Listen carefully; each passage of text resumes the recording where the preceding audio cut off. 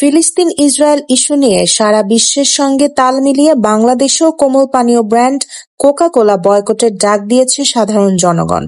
সম্প্রতি এই কোমল পানীয়র বাংলাদেশের একটি বিজ্ঞাপন নিয়ে সামাজিক যোগাযোগ মাধ্যমে চলছে তুমুল আলোচনা-সমালোচনা। এতে বিজ্ঞাপনটিতে মডেল হিসেবে ছিলেন অভিনেতা শরাফ আহমেদ জীবন, শিমুল শর্মা, আব্দুল্লাহ আল সেন্টু প্রমুখ। এবার কোকা-কোলা বয়কটের পাশাপাশি অভিনয় শিল্পীদের বয়কটের হুমকি দিয়েছেন নেটিজেনরা। বিভিন্ন গ্রুপ থেকে শুরু করে অনেকে নিজের ফেসবুক আইডিতে পোস্ট করে বয়কটের ডাক দিয়েছেন। সাব্বির আহমেদ নামে একজন ফেসবুকে শরাফ আহমেদ জীবন ও শিমুল শর্মার ছবি পোস্ট করে লিখেছেন, বয়কট আবারও যুবকদের ইমোশন নিয়ে খেলছে। দেশের যুব সমাজদের অশিক্ষিত ও মূর্খ ভাবছে তারা। আবার বিনোদনের জায়গায় ও তারাই কেন আমাদের পছন্দ হবে। মোহাম্মদ আবু বাক্কার নামে একজন পোস্ট দিয়ে লিখেছেন, ব্যক্তিগতভাবে আমি কাজল আরেফিন অমি ও জিয়াউল হক পলাশ ভাইয়ের অনেক বড় একজন ভক্ত ছিলাম। তবে তার টিমমেটদের এই ধরনের বিজ্ঞাপনের কারণে তাকে এবং তার টিমের সকল মেম্বারকে বয়কট ঘোষণা করলাম। অভিনেতা শিমুল শর্মা জানান, বাংলাদেশে কোক নিয়ে প্রপাগান্ডামূলক একটি তথ্য ছড়িয়ে আছে। কোনো প্রোডাক্টকে যদি ধর্মীয় মোড়কে মুড়িয়ে ফেলা হয় তাহলে কিছু করার নেই। সবাই নিজেদের জায়গা থেকে স্টেটমেন্ট দিতে পারে।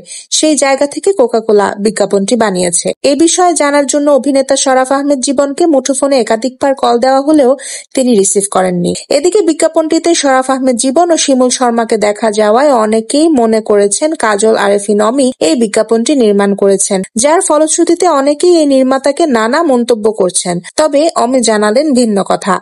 অমি জানান, বিজ্ঞাপনের দুই শিল্পীকে দেখে অনেকেই মনে করছেন এটি আমি নির্মাণ করেছি। এমন বিজ্ঞাপন নির্মিত হয়েছে আমি জানতামও না, প্রচারের পরে জানতে পেরেছি। অনেকে আমাকে ভুল বুঝে টেক্সট দিচ্ছেন। বিষয়টি নিয়ে অমি নিজেই ফেসবুকে লিখেছেন, আমি কখনো বিজ্ঞাপন বানাইনি। আমি নাটক, ওয়েব ফিল্ম, ওয়েব সিরিজ নিয়েই কাজ করেছি। ভবিষ্যতে সিনেমা বানাবো।